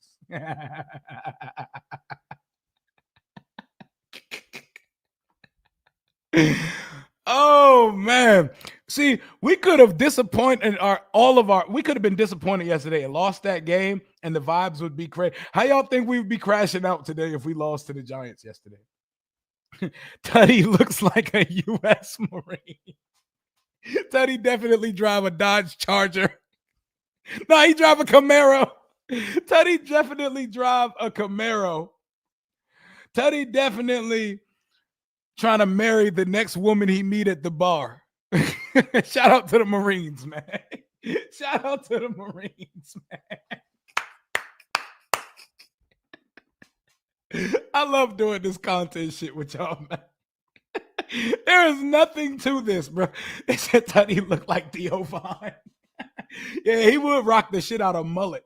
I ain't going Rio, Tutty, Robinson. We be on here like Mad Dog. Big white wife beater energy. Nah, Tutty drops a Shelby. John, then they say you're gonna look like Buff Tutty. All right, dog. I look like Tutty. I'll own it. I need a pick swap. I need somebody got to make a graphic where they put, you know how they put like Mahomes and Lamar on a graphic and split their face. Somebody got to make a graphic. At least use a decent picture of me and put Tutty on one side and put me on the other. Shout out to Major Tutty, man. Well, I love y'all back, man. I have so much fun doing this, like just turning on my computer, pressing live and talking into a microphone about a team that we love and obsess over. Like, things have changed so much here that we aren't happy with the way we won a game. And I've prayed for times like this as a Washington fan.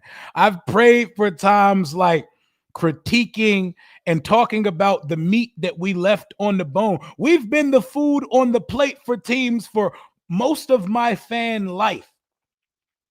Y'all see Bo Nix yesterday? Y'all saw Bo Nix yesterday? Y'all see Drake May yesterday?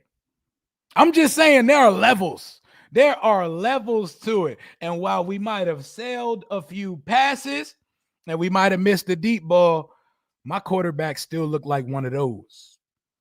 Them boys was not looking like one of those yesterday. Bo Nix was wilding yesterday. If it weren't for the fact that they was playing the Tennessee Titans, they might have lost that game because Cam Ward had every opportunity to win that game. But, you know, a defense like the Broncos, a rookie in his first start, that's not going to happen. But they had a lot of opportunities, man. We definitely hit the lottery with 5 for sure. Hold up. LJ was just saying something about the crowd was outstanding. Oh, when they were doing those Terry chants after we thought Terry caught that low pass that Jaden threw in the dirt, that was lit, man. When them Terry chants and Terry getting up and hyping up the crowd and all that, beautiful, beautiful. But what better on a victory Monday than to bring in the prowess, the delivery, and the comedic talents of my brother, D. Will. My brother, D. Will. What up, my dog? Rio, what's up, baby boy? How you doing, man? It's good with you, man. It's Victory Monday. We in here talking about Major Tutty's outfit. Don't it feel good to be able to fool around on a Monday? Man, I love it, man. We had a lot of Victory Mondays last year. We getting the trend going early, man. I love it, man. It feels good, man. Hell yeah, man. How did you take in the football game yesterday? Oh, well, you know, you checked me out, you know what I'm saying? I had to stun a little bit yesterday, man. Yesterday was the first day of the debut, if you will, of the D Will Does It All sports studio. I had the 465-inch TVs going. Oh, you got the little split look going. The 2x2, man. I had it there. Look, no free ads, but shout out to Levels Installations who came and hooked me up a couple weeks ago. That's making Saturdays and Sundays amazing over here, man. It's a beautiful time. But I took in the game like that, man. I had family in town for the weekend. We watched the game. First half, I had 4 different games on. Then second half, we locked in and we went with 135 inches of TV screen, man. No pause on that one. We went with all the TV in there, man. Sometimes you need 135 inches, man. That's it, man. That's it. You know what I'm saying? Being able to see Bill, you know what I'm saying, score the touchdown, you know, essentially on the whole entire wall is an amazing thing, bro. So I love it. Hey, man, what was your... did they just crown me? I look because I was Tutty for the last 20 minutes because we did a full film breakdown on Tutty's fit and Tutty's weak ass haircut yesterday. Tutty had on Chrome Hearts and Louis Vuitton yesterday. He had that shit on, but his haircut still looked like one of them Daniel Boone, Davy Crockett hats with the raccoon tail on it. And we got to get him to the same barber Terry went to. But yo, I can't be Tutty. I don't got no hair, man. We trying to get Tutty to Baldy. So whoever do yours, we need to go ahead and get Tutty in the building with him as well. But what was your first and biggest observation of Washington's 21-6 victory yesterday? Hey, man, look, You know what I'm saying? I think one trend of week one in general, man, is just getting the dub. It don't matter how it looks, right? It's just getting it done. But I think the defense stood out so well on yesterday, man, giving up 6 total points and looking like they're in mid-season form. This is definitely a different defense than last year. Where the Giants sometimes can get our number. Well, Russell Wilson can get our numbers sometimes, you know, for them to step up and play the way that they played. They're playing top tier defense. Y'all wild. See, Victory Mondays is fun. We in here joning today. Hey, if you're gonna roast me, at least sub to the page, man. D-Will does it all, man. Go ahead, make sure you do that. Follow and sub and let them know what your YouTube channel is while we're here. For sure, man. Everything now is D-Will does it all. So you X, Instagram, YouTube is D-Will does it all. And then under there, of course, you can find everything. Breaking Command Podcast, our show, Afternoon Kick. And then you'll have a weekly vlog of Wednesdays at the Line Change with Mike Callow on ESPN 630. Let's go. Doing big things over Yes, there. sir. So 21-6. We don't give up a touchdown yesterday. Defense goes crazy. Offense, they had their moments where they looked like the guys we knew from last year, but you know, we missed on some opportunities, but we still gave them 3 touchdowns to 0, and we're going to win most games, most weeks. Having an offense is good. Having an offense so fire that they could turn on at any time, and even on a bad day, they did what they needed to do. What was your observation of the offense and the quarterback yesterday? Well, I mean, you know, you want to get rid of those penalties, right? But I just chalk it up to week one jitters. You know what I'm saying? Not even jitters, but just everybody getting their feet under them. But yo, they are on one today, bro. I love it. But offense looked great, man. Even you know, they showed last year they want to do stuff with a lot of tempo, right? So even the Debo touchdown with literally 0 on the clock, being able to get that play off and run it effectively, and guys going in great activity on the play. And then you look at other different things on the offense, guys working hard, working double time. I love the effort of Austin Eckler. I rewatched the game this morning.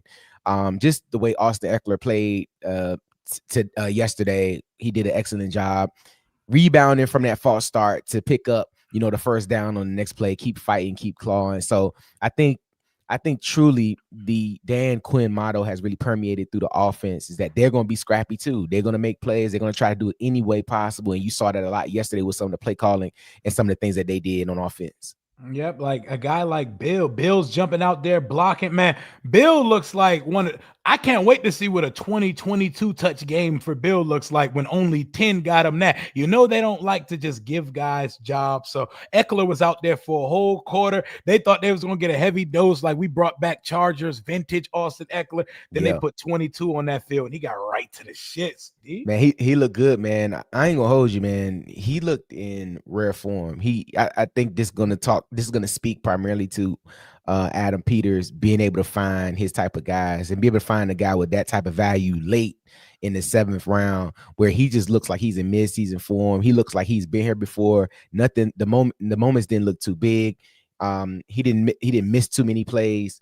Like, I mean, even on that run by Debo, I mean, he got out, made an excellent block, faced up, and got him out the way. I mean, that's what you do. That's how you rep it. So I think they really felt comfortable with moving on from Brian Robinson when they knew what they had in the building with Bill in the 7th round.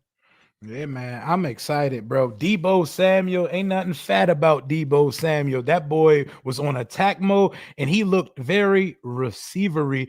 And we saw a lot of what we saw during the summer. They're running them vertical, they're running them on crossers, and we missed a couple opportunities, but he finished with 7 catches for 77 yards, the punctuation mark touchdown on the game, and we're not even hitting the way we need to be hitting on offense just yet, man. But seeing Debo out there, seeing the opportunity was there for Terry to have a huge play that could have been a touchdown, probably wouldn't have been because he gets caught every time. But the offense, you see it there. You see it there. We just got to execute. And yesterday was preseason game number 4 for us. Yeah, no, they definitely, like I said, they started a little slow. They're still going to add some wrinkles. But I think the one constant with Jaden Daniels is just directing traffic. He was like an air traffic controller out there. He told everybody where to go and was having fun the entire time. And I mean, to be able to play with that quiet confidence, to be two and 3 steps ahead of everybody else, and being able to smile and be so carefree while you're playing, because he's trusted with this offense and he's trusted with this team. You saw it all day. To your point, Debo's looking real wide receiver-ish. Like he is looking like he's in rare form. He looking like he want a deal. And I love that for him. He's the X factor to this offense. You know what you're gonna get with Terry McLaurin, and I feel like we kind of know what we're gonna get out of the run game. But I think on a week-to-week basis, you know, you can get the ball to Debo in the run game. You can get him in the slant game. You can get him to go deep. You can get over the top. You can get him in special teams. So it's finding a way to really use him effectively and getting him his plays. Now I think, you know, it's gonna come, you know, with the detriment of others where they're gonna go with the hot hand. So like yesterday, Debo had the hot hand, and you're not gonna get as much from Terry.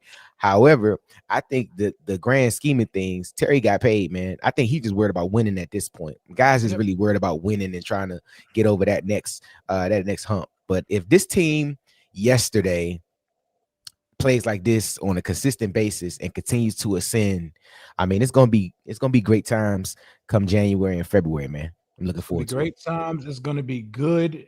It's going to be good Monday. It's going to be a lot of victory Mondays in our future. Let them know where your channel is one more time. Hey, man, y'all can definitely hit me up. D Will does it all, man. I'll pop the link in here for y'all in 1 second, man. But D Will does it all on YouTube, man. Please like, subscribe, share with a friend. That's where you can find me. That's where I'll be. A lot of stuff going on there. Like I said, weekly basis is going to be you and me on Fridays. We'll have a live episode of the Breaking Command podcast later tonight. And then on Wednesdays and Thursdays, you'll see a recap vlog of the day before at ESPN 630 Studios with my main man, Mike Callow. Yeah, man. They said my boy D Will got the Laramie Tunzel cut, but Laramie Tunzel's another dude who looks like he's trying to get paid. He was throwing Bamas out the club. Did you see how he was moving on that Debo jet sweep? Man, he looked good, man.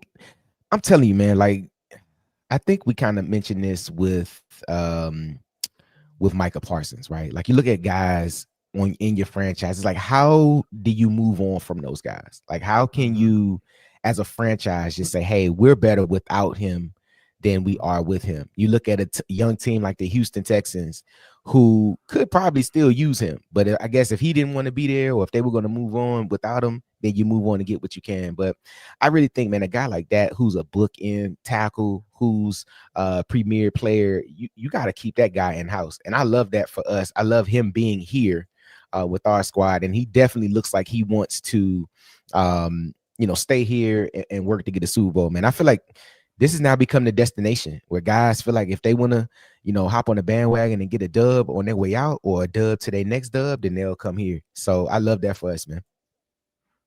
Oh yeah, man. I love it for us, man. We got a line. Like Jaden, there was a couple moments in the game where Jaden was falling into a couple sacks and stuff like that. But for the most part, they held up versus probably the best front we're going to see all year. I'm excited, man. I'm excited. I'm not even tripping off of stats or anything like that, because my quarterback looked better than most in the league, even on a day where he was actually missing. So I'm good on it. The defense is what I want to talk about, though. That D-line was cooking yesterday, man. They was going crazy, man. So me and Mike talked on Wednesday. And I don't know what I'm doing in the chat right now. I'm just putting links and it's putting letters and stuff, but D-Wood does it all on YouTube. That boy writing gibberish in the chat. Boy, that's CTE acting up, boy. Good God. What day is it? Victory Wednesday? What day is it? Like, I mean, it is a short week. It'll do it to you. Right. But me and Mike had talked on Wednesday, previous Wednesday, and Mike's hot take was that this defense might be a top 5 defense. That's what he said. And I texted him last night and I was like, man, you might be right, because the way that defense played, they are truly a new look defense. They are a new looking ball club. And over the offseason, it was kind of quiet, right? We didn't really know what the defense was going to be. Like, we knew they drafted Trey Amos, and we knew Marshawn Lattimore was now get a full year, a full off season to kind of get healthy and heal. We lost out on Jeremy Chin, who thought would be a key contributor to this defense. But I mean, they added Kinlaw. Deron Payne is acting like they freed the handcuffs off of him, and I mean, he had an amazing game yesterday. I was so happy to see him get off. I mean, he just was dominating from that 3 technique position, getting upfield, getting quarterback sacks, getting pressure. And it looked like he loved the game again. He had a smile. He was dancing. Like, that shit was fire, bro. You got a bad partnership, man. It's kind of tough when you got a bad partner playing next to you for some years. Yeah, But man. he looked like he was having a good time. So this defense got a new look, and I feel like now the defense actually matches the attitude of coaching. I think that was the issue that got into it last year with Joe Witt. They were kind of talking like, well, Joe Witt talked a good game, but his defense hasn't backed it up, right? I think now you kind of see that defense from week one. Maybe they'll be able to back up a little bit of how Joe would be talking about him. Yo, like, look at the blocks on the Debo jet sweep. First of all, we barely got that playoff, if we actually even got that playoff, because the play clock was at 0 on the TV thing. But hey, that does not necessarily reflect what the actual play clock at the stadium was. So hey, and they made enough stupid ass calls yesterday that they owed us one. Hey man, they don't pay us the ref, bro. They pay us the watch. Look at John Bates in here on Abdul Carter. Did Abdul Carter do anything yesterday? But look at him. Look at Bill Krosky Merritt, and look at Tunzel coming downhill, leading the way. This is what gets it done here. Remember when we traded first round pick Jahan Dotson 2 weeks after camp because he wasn't a willing blocker? Every person they put on the field, regardless of line, tight end, or skill position, everybody is a willing blocker and competitor. Look at Bill out here holding down the edge like a left tackle. Bro, getting his butt turned, you know what I'm saying? Creating a great hole for Debo to run through, man. This how you coach it up in football. Yep. And we talked about it just with their run game, how they showed a little bit of this in the preseason with running, counter Trey and getting two guys out in front of them. Like, it looked amazing. And like you said, man, having a willing blocker, guys that want to block, guys that want to help guys get downfield. And I mean, we saw a great running display last night in the Baltimore game, right? With Derrick Henry, the way he ran the ball and things like that. The Commanders are one of them good rushing teams, bro. I feel like we're going to be a talented running team throughout the year, especially with having the threat of Jaden Daniels running the ball at the quarterback position, and then having guys like Bill that can do it.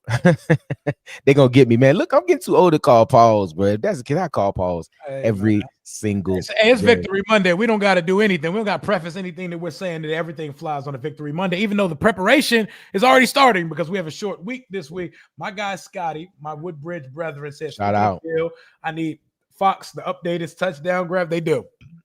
They do need to. Them graphics was clean as shit, by the way. Them touchdown graphics was nice.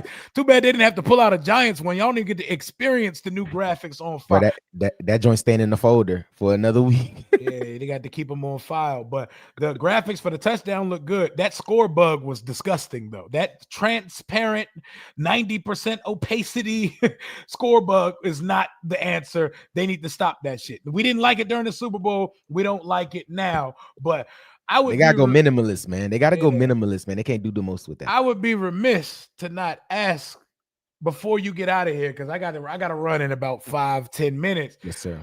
I need to hear from First Take and Nightcap your observations of the Commanders' victory 21-6 on old man Russell Wilson and the New York Giants, man.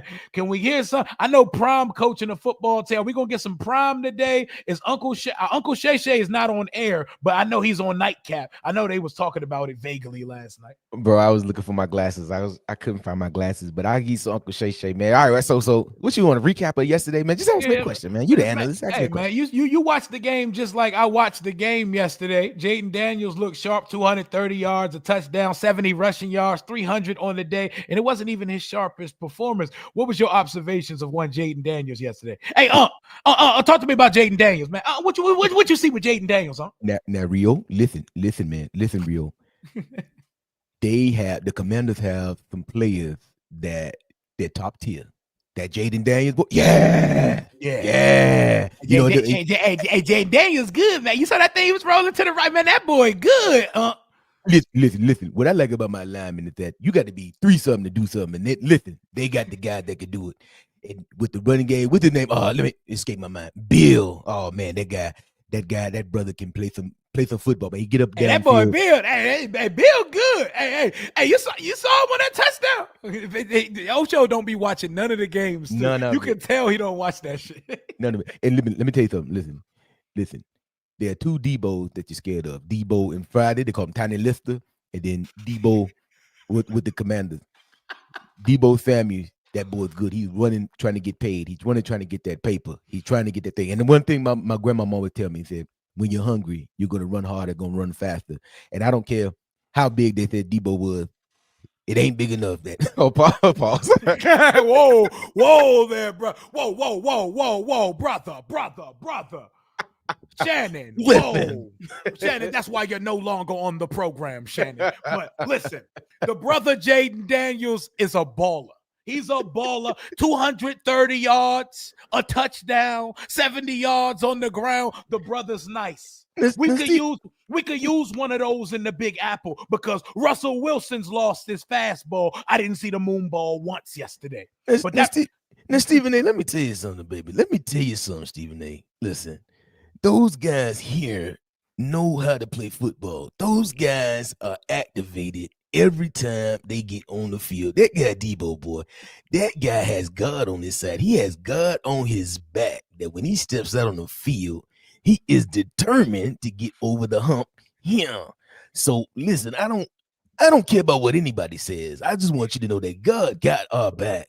Even if it's on a short week, even if it's on a game against the Green Bay Packers where they've added players here, we are not scared. We are ready. We are prepared. We are going to take that next step as a ball club to be the team to beat. And that's the thing that I love about my Washington Commanders, baby. That boy Jaden Daniels, that boy is good. He's God-fearing. He's a good player. He might even be from Japan, baby. But that guy can play some football. Yeah, they be having Stephen A. looking at the stat sheet while he talking because he know he ain't watch any of that shit. He'll be out that joke. Debo Samuel. I don't know why the 49ers traded him. They said he was fat. Really they said he was overweight. They got a lot of good food in Chocolate City, but the boy looked good. He looked good yesterday. I saw him on the jet sweep. He looked like he ran a 4.3. Now, Stephen A., listen. Hold on, let me get my jacket tight. Now, Stephen A., and I need a brooch right here for Ryan Clark. Now, Stephen A., listen, I'm not saying that you don't know anything because you haven't played, but I'm just saying that we've seen this on a regular basis. We've seen this, and guys know how to pivot to their different positions on the field. That's what it's about, Stephen A. Now, hold on a second. I love how Ryan be so serious, right? Hold on a second. Ryan baiting you for the clip. He baiting you for the clip because he need that joint to go. Hey, listen, now hold on a second, Stephen A. Listen, I'm not saying that you're incorrect, but you didn't play. So how can you even make a determination? Wait.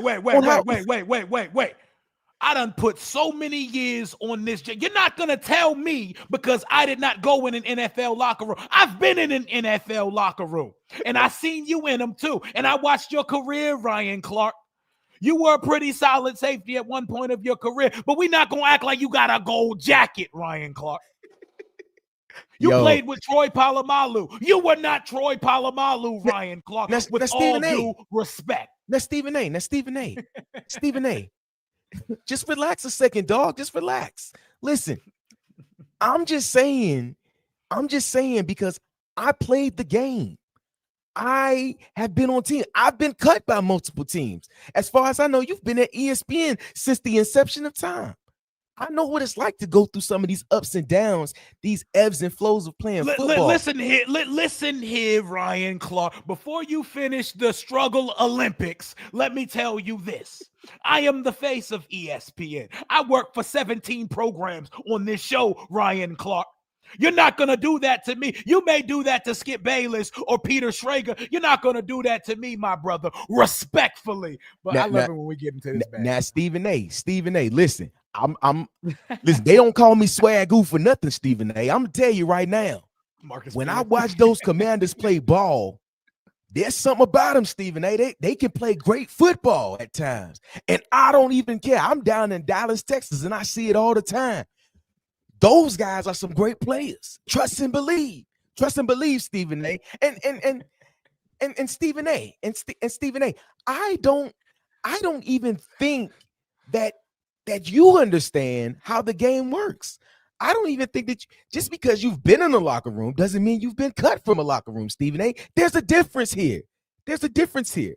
I wish I could work on a Dan Orlovsky because I need one. I need something. I need to say something super egregious. We need to add a corny ass Robert too. You know, we gotta get our Robert joint out, bro. I need to go get some Wrangler jeans. I need to go get me a Gildan brand tee, and I need to fuck my shape up and come in the building and start. I'm gonna have a jug of milk with me when I come on screen. Right. Do it. But my guy D Will, I appreciate you for coming on with me. I'm gonna get to these last couple super chats and get out of here. But once again, before we do that, let folks know where they can find you for this type of entertainment, and let them know where you can find where we do the afternoon kick. Yes, sir. My buddy Real Robinson. Of course, I always appreciate you, man. I'm hoping to have a whole lot of these every Monday or Tuesday or wherever we play. Maybe Friday. Well, Friday is gonna be a victory Friday. I'm sure of that. But they can see us later this week on Thursday for the afternoon kick at 5 p.m. where we go live for your drive to get ready for the Thursday night game against the Green Bay Packers. Of course, you can follow everything that is D Will Does It All on YouTube, X, and Instagram. That's D Will Does It All. It's a little stand-up comedy, saying a bunch of Commander stuff, a bunch of fun stuff and family stuff. So please pull up on us, man. And I'm hoping we can do this a whole lot more. I'm so glad football is back on TV. Oh, yeah. And I'm glad to be here with you, bro. Yeah, man, I'm here for it, man. Always down to kick it with you, my guy. You have a blessed evening. I'm gonna be in contact, my boy. Yes, sir. I see y'all. Hey, chat. Peace and love, man. Y'all be good. Enjoy y'all day today, man. Let's get this done. Yes, sir. The smooth radio stylings of my brother D Will, man. Always hold it down. Always a fun time. Will Harris was an absolute dog yesterday, Sel. You are 100% correct. Everybody know Debo don't look fat. That boy just a big running back, built wide receiver. The boy looks good, man. Your gift of gab is dangerous. I appreciate that. I've been told that my whole life. I like to run my mouth. I like to yap, and that's why we ramble on this thing, and this is why we do this for work now. I appreciate everybody, the almost 5,000 people we had tuned in over this Victory Monday. We'll be back later for what up, DJ? I'll be back later for a channel.